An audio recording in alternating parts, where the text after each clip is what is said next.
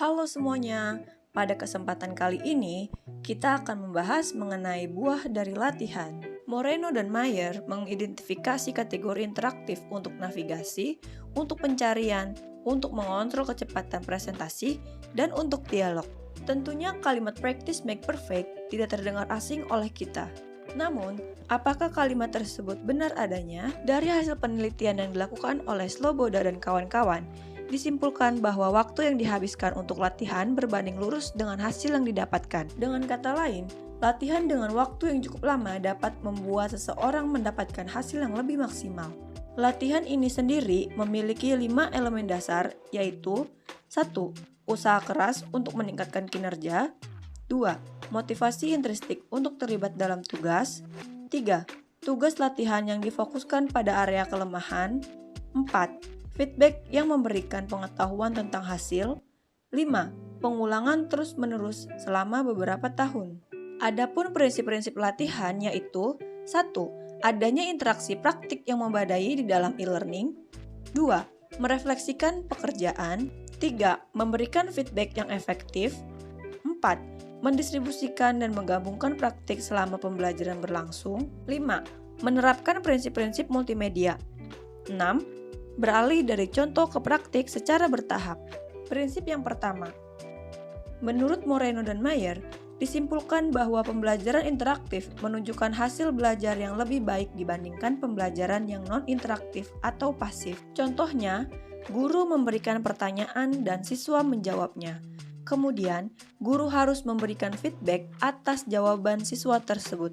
Apakah jawaban tersebut benar atau salah, dan disertai dengan alasan. Prinsip yang kedua, dalam pengembangan keterampilan, dibutuhkan latihan yang dapat memenuhi kriteria dari domain kerja tertentu. Oleh karena itu, siswa harus merespon sesuai konteks pekerjaan. Hindari pertanyaan mudah, karena pertanyaan tersebut dapat dijawab tanpa pemahaman mengenai suatu konten tertentu. Pertanyaan yang mudah tidak mendukung proses yang dibutuhkan untuk mengintegrasikan informasi baru dengan pengetahuan yang ada. Prinsip ketiga, Hattie menempatkan umpan balik sebagai pengaruh proses pembelajaran di urutan ke-10. Terdapat beberapa faktor yang mempengaruhi keefektifan umpan balik, yaitu 1.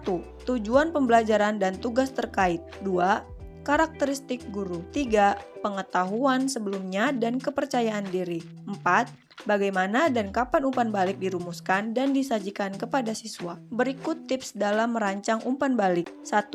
Berikan feedback yang disertai penjelasan. Hal ini memberikan kesempatan kepada siswa untuk memahami konteks dengan lebih baik. 2. Feedback harus berfokus pada tugas agar siswa lebih memahami tugas terkait. 3. Berikan umpan balik secara bertahap. Menurut Corbalan dan kawan-kawan, siswa lebih termotivasi dan memiliki hasil belajar yang lebih baik ketika umpan balik diberikan di setiap langkah proses daripada hanya di langkah akhir. Prinsip keempat, manfaat latihan memiliki efek yang semakin berkurang seiring dengan bertambahnya jumlah latihan. Berikut ini tips untuk meningkatkan manfaat latihan. 1. Distribusikan latihan ke seluruh lingkungan belajar. Hal ini dapat meningkatkan retensi jangka panjang. 2. Campurkan jenis latihan dalam pelajaran. Hal ini dapat meningkatkan hasil belajar menjadi lebih baik. 3. Menentukan jumlah dan penempatan jenis masalah dengan tepat.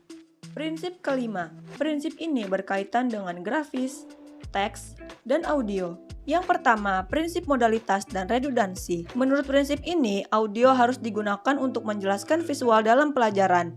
Untuk feedback harus tetap disajikan dalam bentuk teks, namun teks tidak boleh memenuhi layar. Prinsip kedekatan. Teks harus disejajarkan dengan grafik untuk mengurangi beban kognitif yang tidak relevan dengan topik pembahasan. Hal ini dapat diperhatikan dari tata letak teks, warna font, dan jenis font yang digunakan. Prinsip koherensi. Berdasarkan prinsip ini, hindari cerita dan grafik yang tidak berkaitan dengan konteks pembelajaran. Prinsip keenam, latihan berlebihan dapat membebankan mental. Mulailah dengan mengerjakan contoh soal dengan jumlah yang wajar, lalu tingkatkan jumlah soal yang dikerjakan secara bertahap. Setelah itu, barulah kerjakan latihan secara lengkap. Sekian pembahasan kita kali ini. Saya Eka Purnama, pamit undur diri. Terima kasih dan sampai jumpa.